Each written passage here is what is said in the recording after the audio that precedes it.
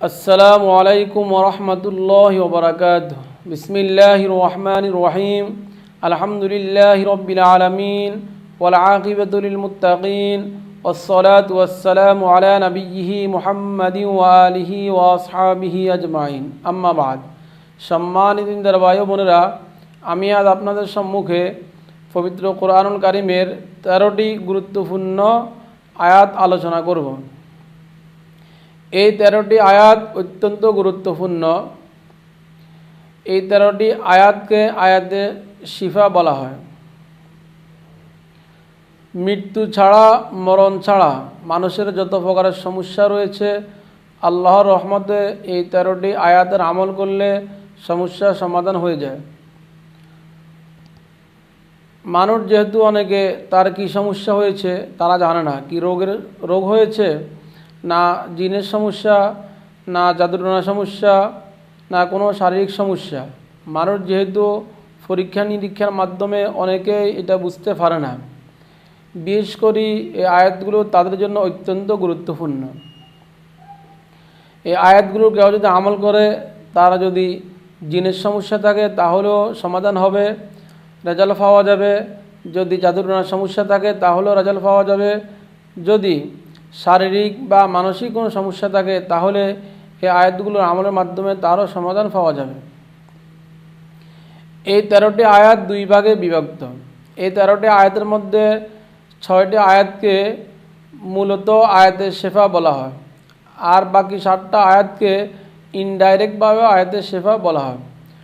তবে 6টি আয়াতকে কেন আয়াতে শিফা বলা হয় আর বাকি 7টা আয়াতকে কেন আয়াতে শিফা বলা হয় না, এবং কেউ কেউ বলেন কেউ কেউ বলেন না, এ বিষয়ে আমি বিস্তারিত আলোচনা করব। তবে আমি প্রথমে যে 6টি আয়াতকে ডাইরেক্টভাবে আয়াতে শিফা বলা হয় এবং অধিকাংশ মানুষ যে 6টি আয়াতকে আয়াতে শিফা বলে থাকেন, সেই 6টি আয়াতে শিফা পবিত্র কোরআনুল কারীম থেকে ধারাবাহিকভাবে আপনাদের সামনে আলোচনা করব। সেই 6টি আয়াত পবিত্র কোরআনুল কারীমের কোন সূরা রয়েছে, কত নম্বর পারা রয়েছে এবং কত নম্বর আয়াত, সেই বিষয়ে বিস্তারিত আলোচনা করব। সেই 6টি আয়াতে শিফার প্রথম নম্বর আয়াত রয়েছে পবিত্র কোরআনুল কারীমের পারা নম্বর 10, সূরাত আত-তাওবা, আয়াত নম্বর 14। ওয়ায়াশফি সুদূর কওমিম মুমিনিন, তিনি মুমিনদের, মুসলমানদের অন্তরসমূহ শান্ত করে দেন। আয়াতে শিফার দ্বিতীয় যে আয়াতটা রয়েছে শিফার পারা নম্বর 11, সূরাত ইউনুস, আয়াত নম্বর 57।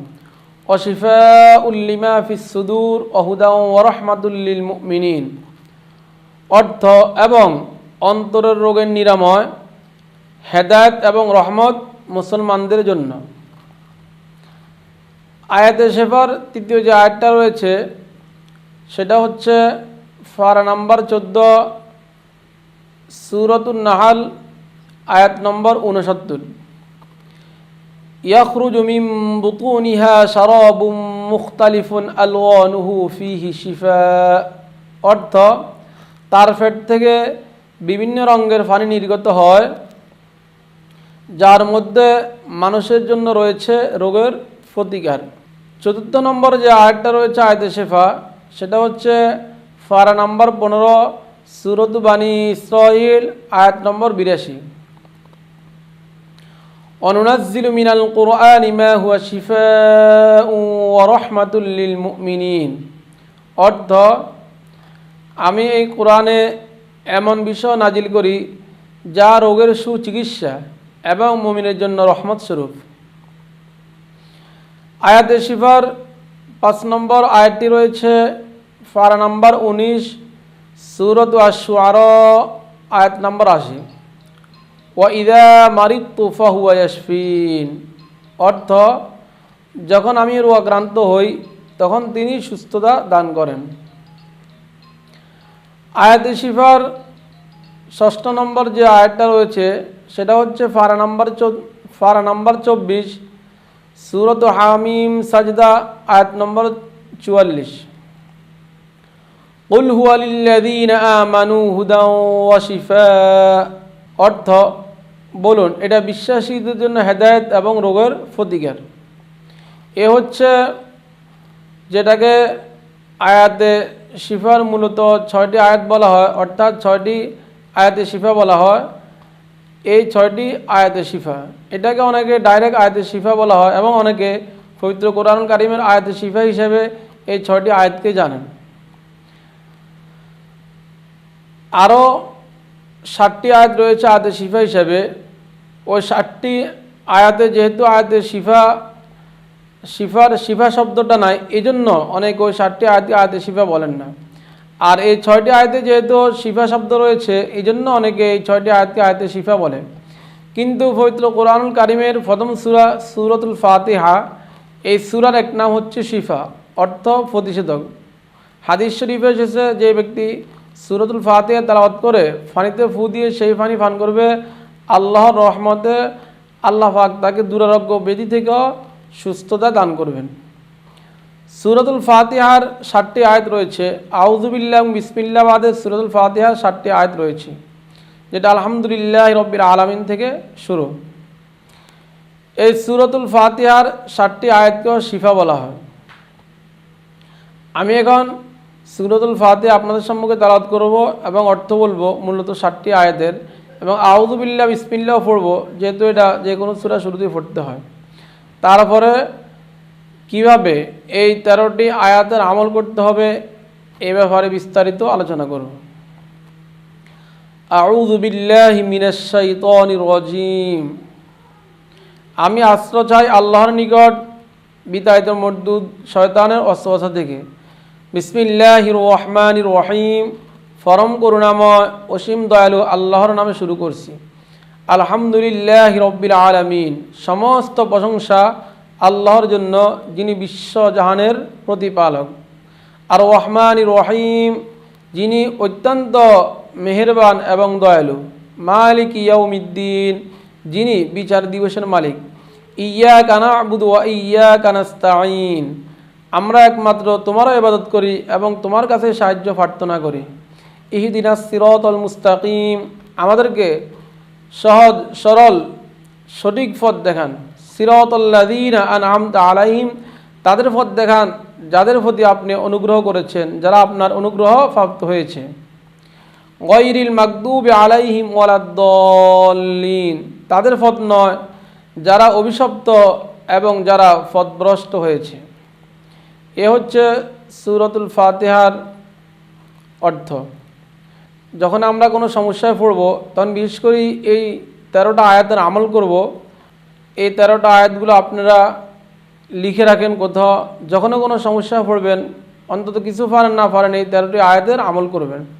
তাহলে আল্লাহর রহমতে যত বড় সমস্যা হোক ইনশাআল্লাহ সমাধান পাওয়া যাবে। হাদিস শরীফে এসেছে, আল্লাহ রাব্বুল আলামিন এমন কোনো রোগ সৃষ্টি করেননি যার প্রতিষেধক, যার ঔষধ তিনি সৃষ্টি করেননি। এটা রয়েছে বুখারী শরীফ 2য় খণ্ড 848 পৃষ্ঠা, হাদিস নম্বর 5276।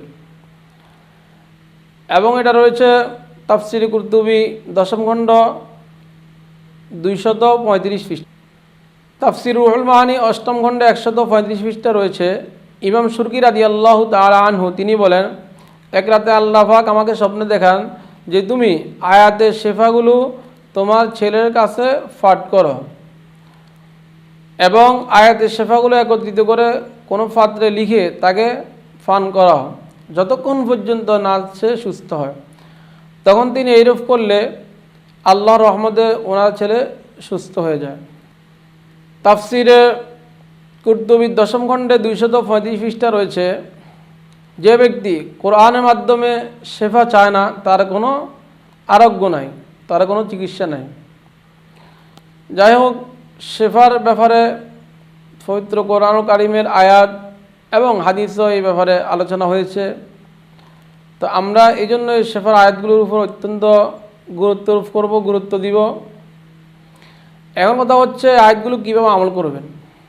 এই আয়াতগুলো আমল করবেন দুইভাবে। এক, যদি আপনি নিজে রোগী হন। দ্বিতীয়ত, যদি আপনি কোনো রোগীর চিকিৎসা করান। যদি আপনি নিজে রোগী হন তাহলে কিছু সরিষার তেল নেবেন, কিছু পানি নেবেন। বেশিও নিতে পারেন, কমও নিতে পারেন। বোতলের মধ্যে নিলে বোতলের কাক খুলে সামনে রাখবেন। আর আপনি একটি শেফার আয়াতকে 7 বার পড়বেন, পড়ে তৈলেও ফু দিবেন, পানিতেও ফু দিবেন এবং আপনি 2 হাত জোড় করে 2 হাতের মধ্যে ফু দিয়ে হাতটি মাথা এবং শরীরে মাসে করে দিবেন। এইভাবে প্রথম যে আয়াতে শেফা 6টি রয়েছে, 6টি আয়াত অর্থাৎ প্রত্যেকটা আয়াতকে 7 বার পড়ে আপনি এইভাবে ফু দিবেন।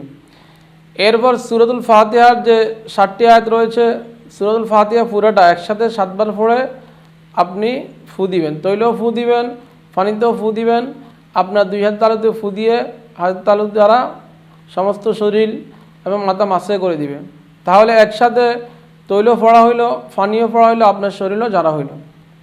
আর আপনি যদি অন্য কোনো রোগীর চিকিৎসা করান তাহলে আপনি রোগীকে সামনে বসাই তৈল বোতলের কাঁকো খোলা রাখবেন, পানির বোতলের কাঁকো খোলা রাখবেন।